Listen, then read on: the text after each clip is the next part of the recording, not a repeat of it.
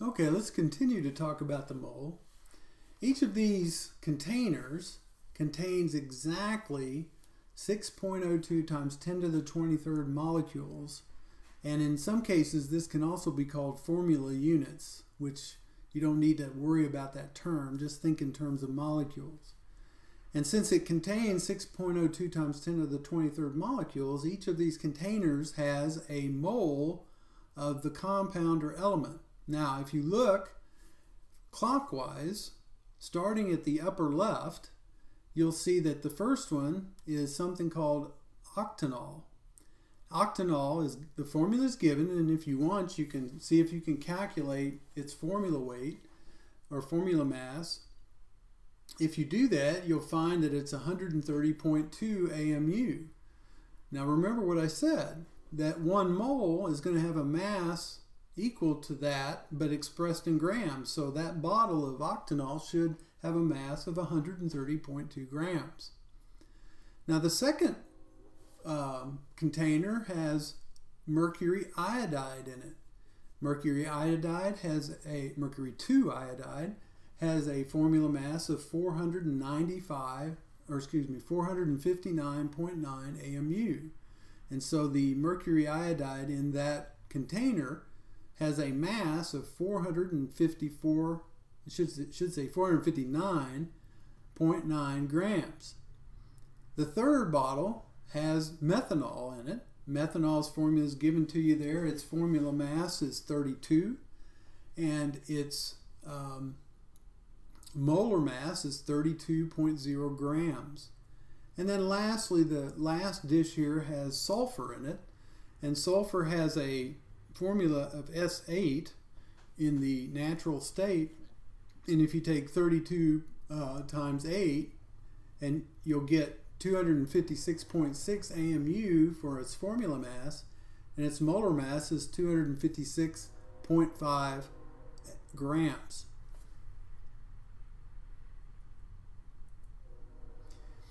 If the daily requirement of potassium is 4.7 grams, what is that requirement in moles? Now, how would we go about doing that? Well, let's take a look at how we would do that. If we start with the mass of potassium in grams, and we need to know the moles, we would divide by the molar mass. The molar mass is expressed in grams per mole. The grams would cancel out and the label would be moles, so you end up with moles of potassium ions. So if you take 4.7 grams and divide by 39, you should get the answer. So that's 39.1, okay. And so if you do the division, you get 0.12 moles of potassium.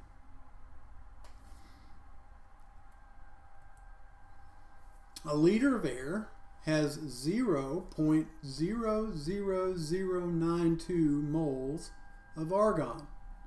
What is the mass of argon in this liter of air? Again, this time you know how many moles you have.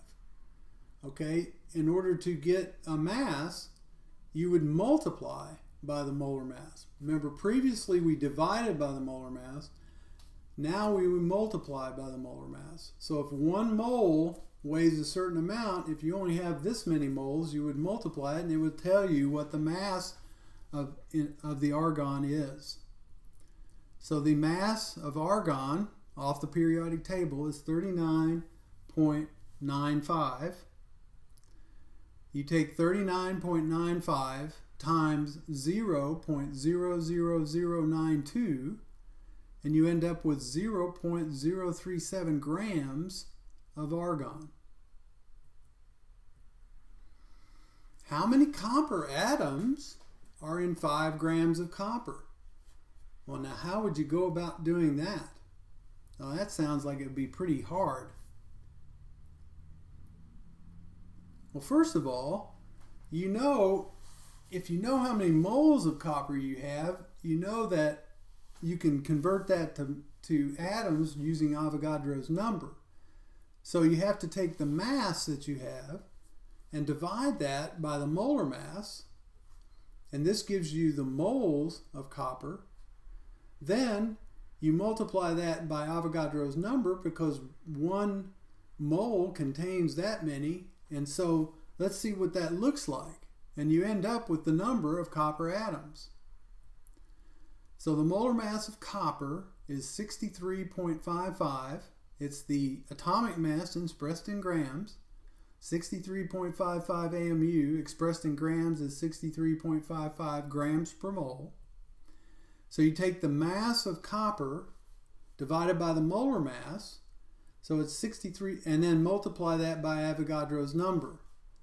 So it's 5 grams divided by 63.55 times 6.023 times 10 to the 23rd, and you end up with 4.74 times 10 to the 22nd atoms. If you do the dimensional analysis here, you'll see that the grams cancels grams in the first expression on the left, and you're left with moles, and then the moles cancels the moles, and you're left with atoms. And I'll show you that when we do some problems on our own.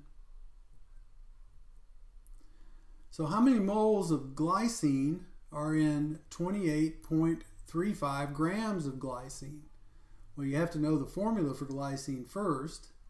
And there's the formula for glycine, C2H5O2N. So you sit down with your periodic table and you figure out what the molar mass is. And you take the mass 28.35 and divide by that molar mass that you find. And that will tell you the number of moles. Now you can do that on a piece of paper, and if you have trouble with that, we will work on that in class. Well, actually, we're going to go ahead and work on it now. So you take the mass of glycine in grams divided by the molar mass of glycine.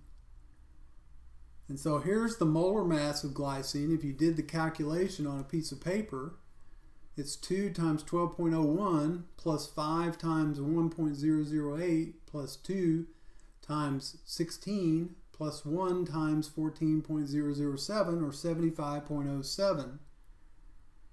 And you divide that and you find that it's 0.378 moles.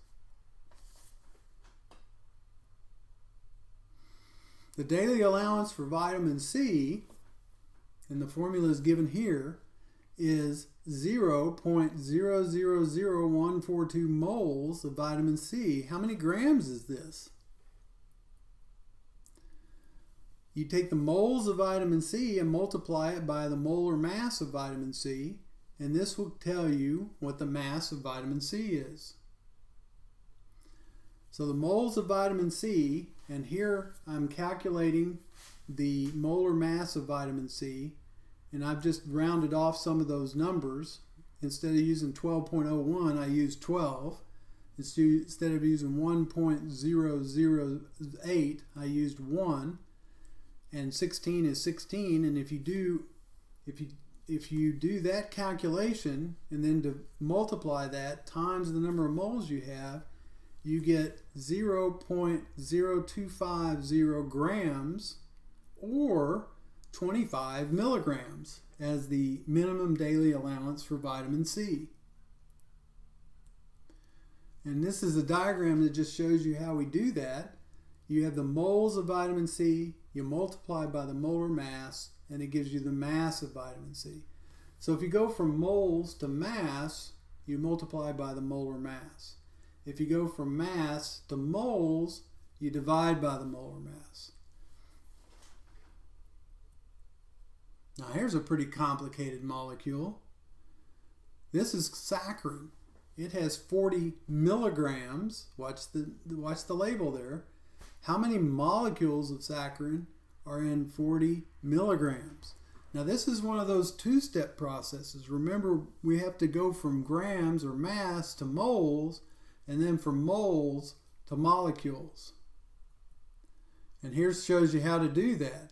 You start out with your mass, you figure out the molar mass of saccharin, and you divide that molar mass into the amount that you have, and that tells you the moles of saccharin. then you multiply that by Avogadro's number and you end up with the number of molecules that you have. And so the first step here was to calculate the molar mass, and you start out with 12 times 7 for carbon, 1 times 5 for hydrogen, 1 times 14, 1 times 14 for nitrogen, 16 times 3 for oxygen, and 1 times 32 for sulfur. And that gives you a molar mass of 183.18 grams per mole. So you need to divide that into that. You have to change that milligrams to grams so that you're dealing only in grams. And if you do that, you have 0.04 grams of saccharin divided by the molar mass, and then multiply that by Avogadro's number, and you end up with 1.31 times 10 to the 20 molecules of saccharin. So let's finish up doing a few problems where I'm doing it on the paper.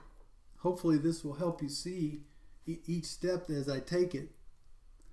So the first one here is 61.6 grams of potassium dichromate. Now I purposely picked that because I just calculated up here what the formula mass was, so I wouldn't have to do that again. And so here we have 300. So I'm going to have to go back and forth here on the ones that I've already done here. So we got 61.6 grams, and we want to change 61.6 grams into moles.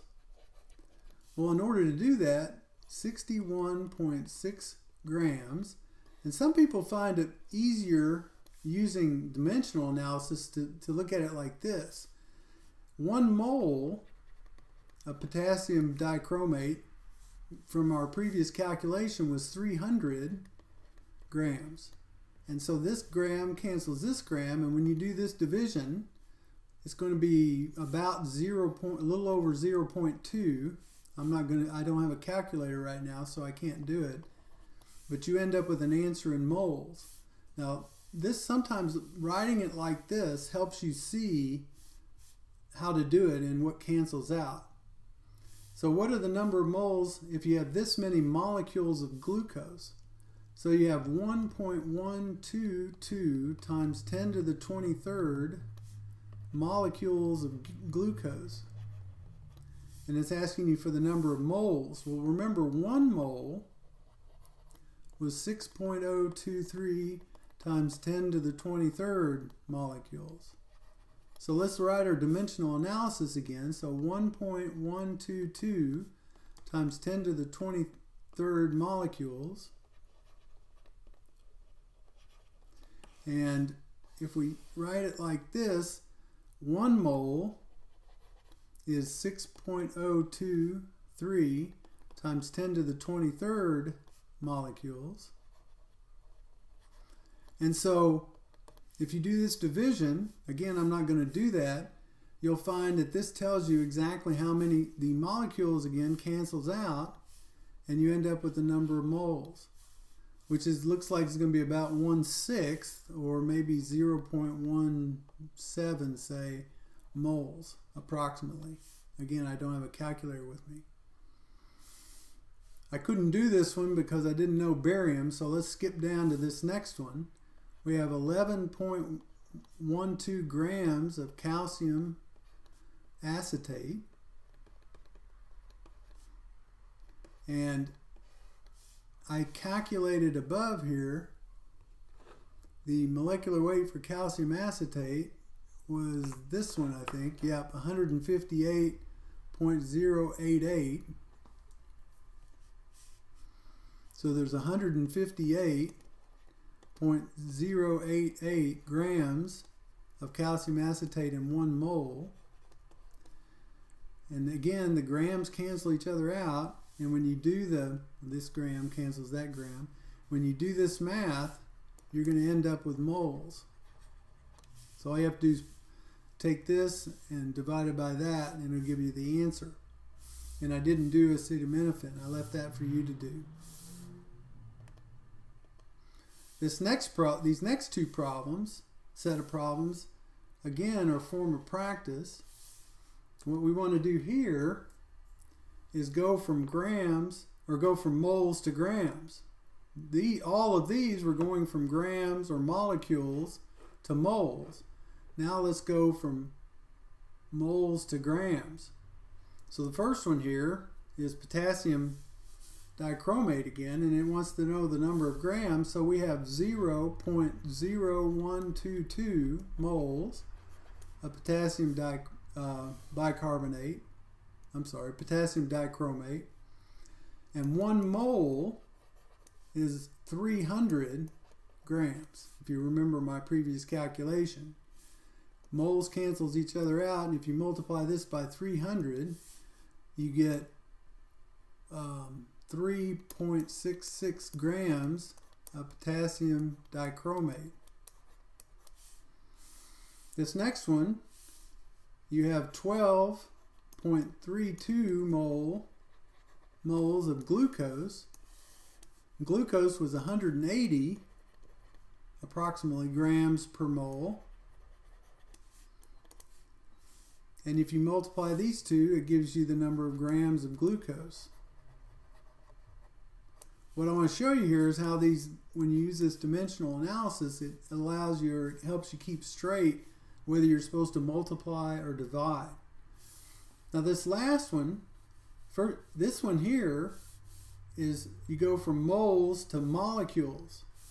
And remember, to go from moles, you don't actually have to know the molecular mass or molar mass, because you know that 1 mole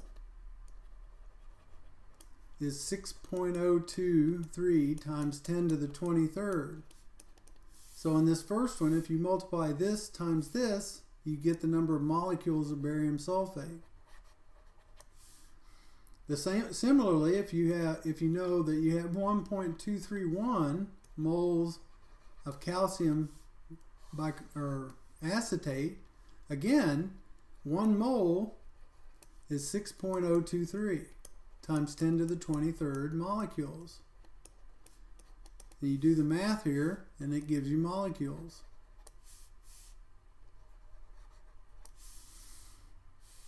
Let's go to this next one here, because this one adds that second step of complexity, and I just want to do a couple of those. Time's running a little bit long here, but I just want to do a couple to give you a sense of how to use the dimensional analysis with this. How many molecules are in 12.35 grams of this? Well, you have 12.35 grams, and you know that there are 300 grams in 1 mole, and you know that 1 mole has 6.023 times 10 to the 23rd molecules. So first you take this number and divide by 300, then you take that and multiply it by 6.023, and this will give you the number of molecules that you end up with. Now this one's going the other direction. How many grams are in 3.122 times 10 to the 22nd molecules of glucose? Well, you would take 3.122 times 10 to the 22 molecules of glucose, and you know that 1 mole of glucose has 6.023 times 10 to the 23rd molecules,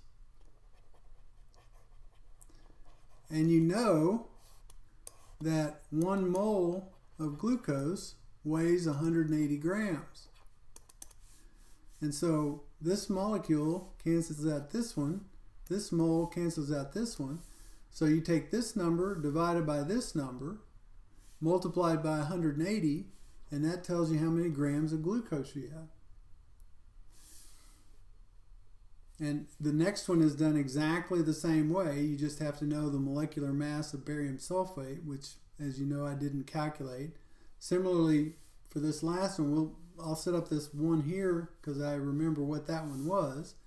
11.12 grams of calcium acetate